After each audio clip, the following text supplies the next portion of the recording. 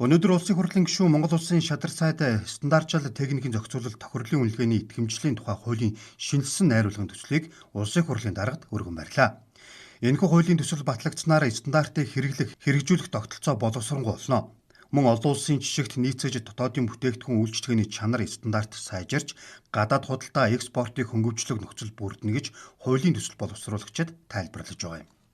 Монгол улсын хэмжээнд 6730 стандарт мөрдөгдөж байгаа ч дөнгөж 44.8% нь олон улсын түвшинд хүрсэн байна. Тиймээс стандартчлал техникийн зохицуулалт тохирлын үнэлгээний итгэмжлэлийн тухай хуулийн шинжилсэн найруулгын төслийг улсын хурлын хаврын чуулганаар хилцэн батлуулахаар ажиллаж байна.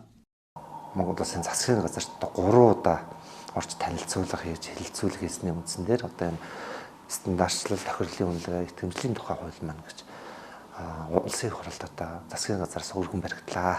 Хуулийн өөрчлөлтөөр юу орж байгаа юм бэ гэдэг асуудал байна. Стандартын нэг мөр хэрэглэх асуудал байна. За салбар дундын хоорондын зохицуулалтын асуудлууд байна. За хууль хоорондын зөрчлийн асуудлыг шийдвэрлсэн стандартыг хэн хэрэгжүүлэх вэ? Хэн хяналт тавих вэ? Хэн боловсруулах вэ гэдэг бол нэг талд нас гаргаж өгч байна. За тохирлын үнэлгээний байгууллагын бол төрөөс дэмжих асуудлууд орж ирж байна. За тэгээд дээр нэмэгдээд итгэмжлийн байгууллагын чиглэлийн статусыг бүр тодорхой болгож өгч байгаа. Гэх мэтлэнгээр маш олон заалт өөрчлөлтүүд бол энэ хууль дээр тусагдаад орж байгаа. Стандартчлал техникийн зохицуулалт тохирлын үнэлгээний итгэмжлэлийн тухай хуулийн шинжилсэн найруулгын хуулийн төсөл 8 бүлэг 36 зүйлтэй байна гэж тооцжээ. Хуулийн төсөлд стандартыг иргэн хуулийн этгээд дагаж мөрдөх, салбар дундын уялдааг хангах дагаж мөрдөх стандарт, техникийн зохицуулалтыг боловсруулах, хилцүүлэх, батлах үйл явцыг тодорхой болгох зэргийг тусгасан байна.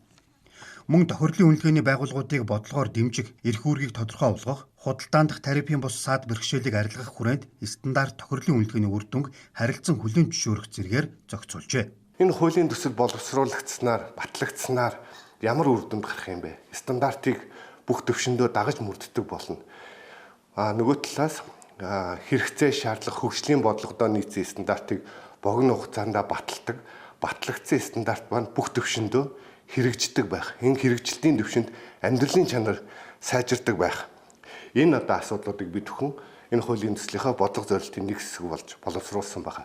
Нөгөө талаас стандартын хэрэгжилтийг хангуулахад зөвхөн стандарт хэмжил зүүн газар үүрэг оролцоотой юм шиг иргэд аж ахуйн нэгж байгууллага бусад байгууллагууд бол ойлгодог байсан.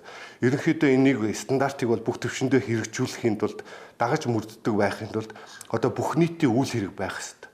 Тийм учраас тэр ч үднээсээ энэ салбар дундын зохицуултуудыг бий болгосон. Стандарт хэмжил зүүн газар бусад одоо төрийн захиргааны байгууллага, нутгийн захиргааны байгууллага стандартыг боловсруулах үйл ажиллагаанд оролцдог. Баталсан стандартыг хэрэгжүүлэх энэ талын зохицуултуудыг тусгасан байгаа. Стандарт техникийн зохицуулалтын хэрэгжлийн хяналтыг холбогдох эрх бүхий улсын байцаагч хэрэгжүүлэх, зах зээл дээрх болон хилээр орж ирж байгаа бараа бүтээгдэхүүн тохирлын баталгаатай хэсэгт хяналт тавих чиглэлийг наривчлан тусгасан байна. Хуулийн төсөл батлагдсанаар стандартын хэрэгжилт хангагдаж хүн амын эрүүл аюулгүй орчинд амьдрах эрх бүрдэнэ гэж хуулийн төсөл боловсруулагчид тайлбарлалаа.